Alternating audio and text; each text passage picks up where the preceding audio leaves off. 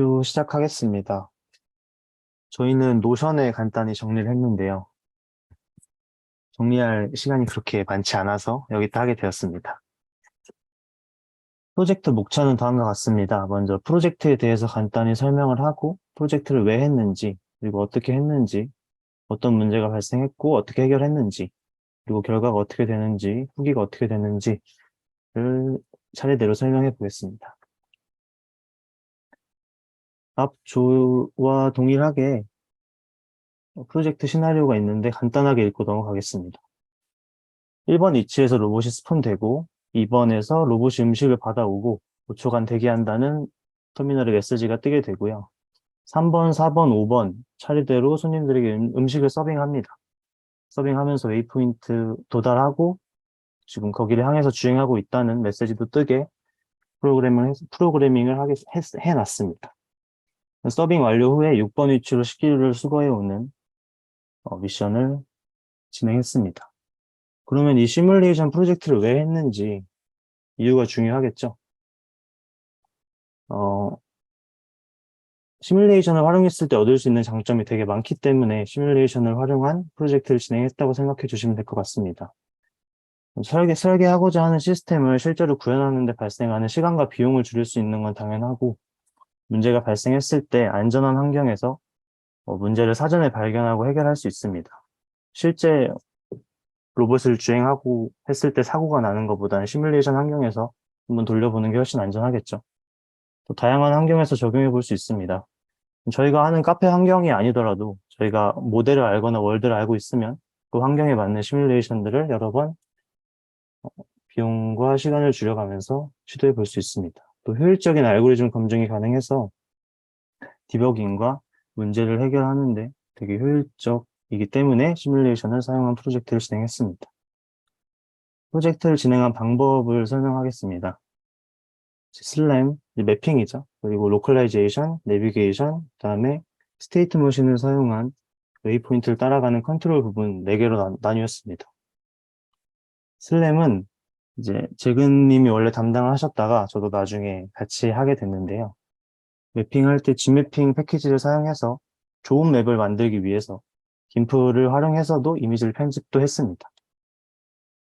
로컬라이제이션은 재근님이 이어서 맡아주셨는데 이제 AMCL 패키지를 활용해서 런치 파일과 야물 파일을 작성을 했습니다. 또 저희가 로봇 초기 위치를 그냥 RBG에서 이니셜 포즈로 잡지 않고 이 글로벌 로컬라이제이션 서비스 있잖아요. 딱 분산시켜준 다음에 움직이면서 모아지는 거.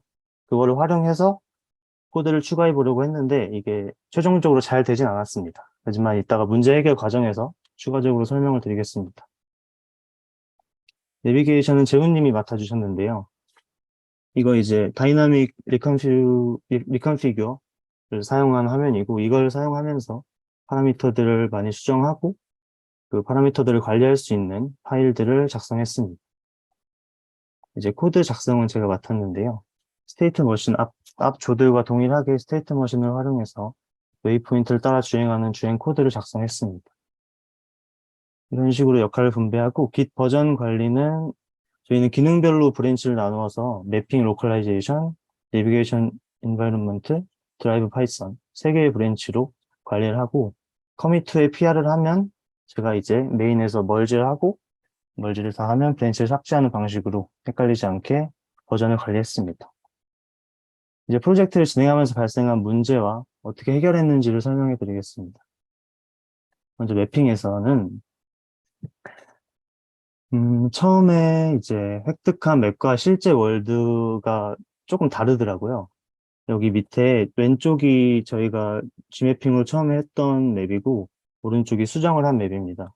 여기 보면 이 간격도 좀 벌어져 있고요. 또 이런 테이블이나 의자가 있는 자리가 조금 이상하게 디텍되는 부분이 있어서 마음에 안 들어서 좋은 내비게이션을 위해서는 좋은 맵이 필요하잖아요. 그래서 김프를 사용해서 수정을 했습니다. 또 맵상의 빈 공간이 글로벌 패스 생성을 방해하는 이런 문제가 있었습니다. 여기서 이제 돌아가야 되는데 뭐 이런 빈 공간 때문에 패스를 이상하게 생성하는 부분이 있어서 빈 공간을 김프를 이용해서 메꿔줌으로써 좋은 글로벌 패스를 생성할 수 있게 도와줬습니다. 그래서 느낀 점은 이겁니다. 성공적인 내비게이션을 위해서 좋은 맵이 필수적이다. 로컬라이제이션에서는 코스타 내비게이션 런치 실행 시 이게 저희가 실행한 내비게이션 런치 파일입니다. 가제보상의 초기 위치와 알비즈상의 초기 위치가 달라서 주행 시 알비즈상에서 시각화가 제대로 이루어지지 못했습니다. 아까 1조 발표 때도 비슷한 문제를 언급했던 것 같은데 그것과 동일한 맥락이라고 보시면 됩니다. 그걸 해결하기 위해서 2D 포즈 이스티메이트로 초기 위치를 조정 후 실행하여 해결했고 파티클을 분산하여 포즈 어레이를 줄여나가는 방식을 채택했습니다. 이렇게 딱 분산시킨 다음에 어레이를 이제 줄여나가는 그런 코드를 실행하려고 했지만 재근님이 하시는 과정에서 구현하는데 아직 저희 능력이 충분하지 못해서 거기까지 코드에 추가를 하지 못했습니다. 따로 된다는 것은 확인을 하고 넘어가신 것 같습니다. 그리고 내비게이션에서는 웨이포인트에 로봇 모델이 도착했지만 도착했다는 판단을 하지 못해서 모델이 다음 할 일을 못 찾고 정지하는 현상이 발생했습니다. 이거는 이제 목표 지점에 대한 XY 좌표 허용 오차를 키움으로써 웨이포인트를 잘 인식하도록 수정했습니다. 이게 아마 톨러런스 어쩌고 나오는 그 파라미터일 거예요. 그거를 수정하면서 조금 더 보수적인 그런 값을 주는 거죠. 더 잘 그 포인트를 잡을 수 있게. 또 웨이포인트 5번에서 6번 마지막 접시를 반납하러 가는 길에서 전역 경로가 장애물과 너무 근접하게 생성이 되는 경우에 지역 경로 생성으로 전역 경로를 쫓아가기 어려워하는 양상을 보였습니다. 이게 이따가 밑에도 나오는데 그건 이제 DW 플래너 파라미터인 그 맥스 벨로시티 XY X랑 맥스 벨로시티 세타가 있습니다. 그게 가장 크리티컬한 파라미터들이라서 그걸 수정하면서 좋은 성능을 낼 수 있게 해봤지만 파라미터만으로는 수정에 한계가 있다고 생각을 했고 최후의 수단으로 이제 웨이포인트를 쪼개서 경로를 생성시켜주는 방법을 채택을 했습니다. 그래서 같은 문제로 이제 컨트롤에서 해결을 했는데요. 웨이포인트 5에서 6으로 이동하는 유턴 경로에서 로봇이 경로를 이탈하는 문제가 발생을 했습니다. 여기서 한번 이탈을 하고요. 또 여기서도 한번 이탈을 합니다.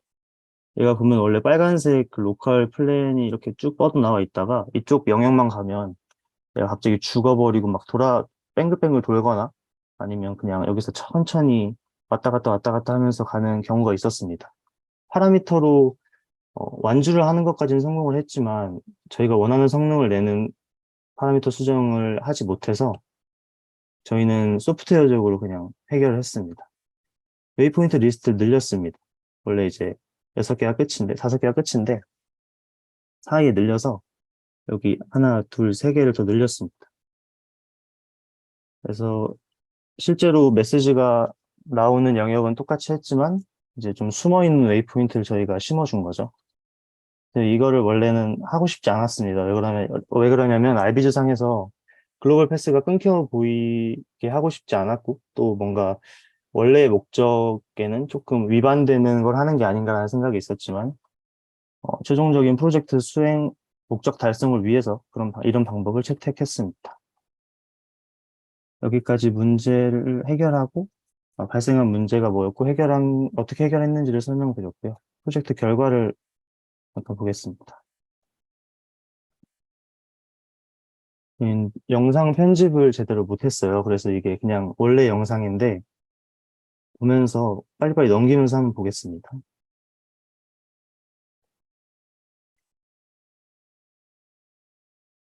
그리고 스폰 되고 이제 포인트 받아오면서 첫 번째 경로를 생성했죠. 그래서 지금 go to waypoint 2, waypoint 2로 가고 있다라는 메시지가 뜨고요. 도착하면 네, 음식 받으면서 5초간 멈춘다. 5초 동안 멈추고 또 3번 포인트로 경로를 생성해서 3번 포인트에 도착을 하고 도착했다는 메시지 뜨고 또 4번으로 이동하고 이런 식으로 5번까지 갑니다.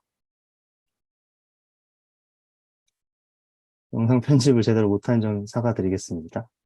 여기가 5번이고요. 5번에 있다가 이제 원래는 여기까지 글로벌 패스가 쫙 이어져야 되는데 그게 지금 여기서 계속 그 잘 안 되는 부분이 있어서 아까 말씀드린 것처럼 여기에 한 번 웨이포인트를 끊었고요. 근데 그 웨이포인트가 따로 표시되진 않죠. 그리고 여기에 도착하고 나면 여기로 웨이포인트를 짧게 이렇게 세 개로 나눈 이유는 이렇게 했을 때 제일 잘 됐기 때문입니다. 뭐 딱히 논리적인 이유가 특별하게 있어서 그런 건 아니고요. 해보면서 저희가 정한 위치입니다. 또 여기 한번 다가 최종적으로 목표한 위치에 잘 도달하고 피니시 더 미션이라는 메시지가 뜨면서 프로젝트가 완료된 모습을 볼 수 있었습니다. 파라미터 수정하면서 랩타임도 한번 재봤습니다. 예, 저희 가장 중요한 미션은 2번에서 5번까지 음식 배달이 제일 중요하잖아요. 그래서 그 시간을 가장 짧게 가져가는 파라미터를 선정을 했을 때 2분 13초까지 시간을 줄일 수 있었다는 결과도 내봤습니다. 출력 메시지는 아까 보여드린 것과 동일하고요. 이거는 이제 프로젝트 실행하는 방법인데 나중에 참고하라고 그냥 저희가 정리해 놓은 겁니다. 프로젝트 후기를 간단하게 살펴보고 지나가겠습니다. 일단 환영. 저는 이전에 단순히 외우고만 있던 자율주행 시스템을 프로젝트를 통해 실제로 다뤄보면서 더 깊이 있게 이해할 수 있어서 너무 좋았고요. GitHub에서 코드 머지하고 컨플릭트 해결하는 과정을 진행 중인 프로젝트에 녹여내면서 할 수 있는 과정을 경험할 수 있어서 되게 좋았습니다. 근데 강의에서 주어진 코드가 너무 잘 짜여 있어서 방금 계속 얘기하셨던 이 팀에서도 얘기하셨던 파이썬 프로그래밍 자체에서 스스로 해결하며 성장할 만큼 뭔가 문제가 발생하진 않아서 그게 조금 아쉬웠던 것 같습니다. 재근님은 이제 매핑 로컬라이제이션 맡아주신 분입니다. 서빙 로버 패키지 구조를 이해하는 데 도움이 됐다. 매핑 로컬라이제이션이 잘 돼야 내비게이션이 잘 된다는 것을 알 수 있었다. 초기 위치 잡는 아까 그 파티클 필터를 구현하고 싶었지만 구현에 어려움이 있어 구현하지 못한 점이 아쉽다. 프로그래밍 공부를 열심히 하실 거라고 생각이 됩니다. 재훈님은 내비게이션 환경 구축하신 분인데요. 실제 하드웨어가 아닌 시뮬레이터로 진행하는 프로젝트를 처음 해봤는데 빠른 시간 내에 여러 가지 상황을 실험해 볼 수 있었고 시뮬레이션의 장점과 일맥상통하네요. 로봇의 동작 특성을 실제 모델보다 더 잘 이해할 수 있었다는 후기를 남겨주셨습니다. 마찬가지로 시각 정보 제공이 더 원활해서 데이터를 분석할 수 있었고 동작 데이터를 기반으로 성능을 향상시킬 수 있었다. 자율주행이라는 복합 기술을 실제로 사용해서 매핑, 로컬라이제이션, 내비게이션의 개념을 잘 체득할 수 있는 프로젝트였다고 생각됩니다. 또 이동 경로를 계획하고 제어하는 영역이 AMCL, 무브베이스 등의 패키지로 단순히 라이브러리를 가져와서 사용한다는 것이 아쉬웠다고 하십니다. 네. 나중에는 단순한 태스크라도 이동 경로를 직접 계획하는 알고리즘 혹은 기능을 구현해보는 시간을 가지면 좋을 것 같다. 라는 후기를 남겨주셨습니다. 저희는 여기까지 프로젝트 전반적인 내용에 대해 다뤘습니다. 감사합니다. 네, 고생 많으셨고요. 그 후기 부분을 들어보니까 하나 조금 아쉬운 게 말씀하셨던 것처럼 로봇 속도를 고정해놓고 팀별로 랩 타임을 재봤으면 좀 더 재밌었을 것 같네요. 팀별로 경쟁도 되고, 네, 그랬었을 것 같은데 다음에는 이 아이디어 반영해서 누가 서빙을 빨리 하나 이렇게 효율적으로 안 부딪히고 빨리 하나 하는 것도 재밌을 것 같습니다. 일단은 김프 사용했다는 거에 좀 칭찬을 드리고 싶고요. 실제 현업에서도 일단은 만약에 2D 라이다 기반으로 맵을 따게 되면은 실제로도 그 매핑 과정에서 사람 다리가 이제 매핑이 되거나 아니면 동적인 원래 없애야 될 위치에 중간중간에 카트가 있어가지고 그런 동적인 장애물들이 그 매핑이 되는 경우가 있습니다. 그래서 그런 부분에서도 실제 김프는 아니더라도 포토샵 같은 툴을 이용해가지고 그런 걸 지워주는 작업이 필요한데 그걸 잘 적용해 주신 것 같고, 그리고 결과적으로 성공은 하지 못했지만 글로벌 로컬라이제이션 그걸 이용해가지고 그걸 활용하려는 시도를 했다는 것 자체도 칭찬드리고 싶습니다. 실제 현업에서도 마찬가지로 뭐 사람들이 로봇을 강제로 막 옮긴다든가 아니면 전원이 꺼진다든가 이런 경우에서 이런 복구 동작이 확실히 필요하거든요. 그래서 뭐 충전기, 그러니까 무조건 그 로봇은 뭐 충전기가 있는 그 충전 도킹 스테이션이 있는 위치에서 시작을 한다던가 이런 식으로 솔루션을 두는데 어쨌든 그런 그 글로벌 로컬라이제이션을 위한 그 그 시도를 했다는 것 자체에 가점을 더 드리고 싶습니다.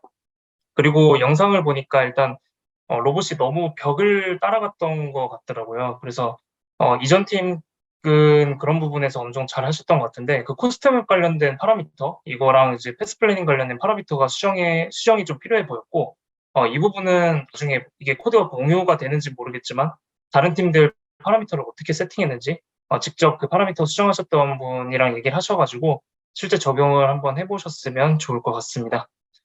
그리고 깃을 활용해가지고 브랜치 나누고 머지 하는 것도 잘 설명을 해주셔가지고 이게 실제 현업에서도 사용되는 프로세스니까 즉 잘 익히시고 그 다음에 실제 현업에서도 잘 활용하셨으면 좋겠습니다. 그리고 마지막으로는 이게 프로젝트 기간이 짧고 여러 명이서 과제하는 분들도 계실 것 같아가지고 아까 전 팀 같은 경우에는 평점 2.5 정도로 얘기하셨는데 실제 최종 프로젝트는 그렇게 쉽게 설계된 게 맞습니다. 그래서 많이 아까 저기 패스 플래닝 알고리즘을 직접 짜지 못했다고 했던 부분은 아쉬웠다고 하셨던 부분은 실제 다른 이제 강사님들의 강의를 듣고 여기다가 실제 패스 플래너를 짜가지고 적용을 해보는 것도 굉장히 좋을 것 같아요. 이제 팀원들 간에 이런 버전 문제도 그렇고 많이 문제가 생길 것 같아가지고 난이도 이 정도로 설정을 했었는데 이 팀도 궁금합니다. 시작 전에 체감 이 정도로 어렵겠구나. 별점 5점 만점에 몇 점? 그다음 시작 후에 별점 5점 만점에 몇 점? 이게 좀 궁금합니다. 저희도 4점이라는 결점에 동의를 했던 것 같은데, 저희도 한 화수 정도의 결과가 나왔거든요. 그리고 나서 이제 파라미터 수정하는 과정에서 조금 안 된 게 있어서 이렇게 됐는데, 네, 이 프로젝트 자체의 별점 저희가 한 3점 정도라고 할 것 같습니다. 네, 감사합니다. 마지막 질문은 언급해 주셨던 그런 기술적인 문제 외에 팀원 간의 뭐 불협화음이나 이런 건 없었나요? 네, 저희 팀원들 다 너무 열심히 잘해주시고, 그래서 그런 건 없었습니다. 네, 네. 감사합니다.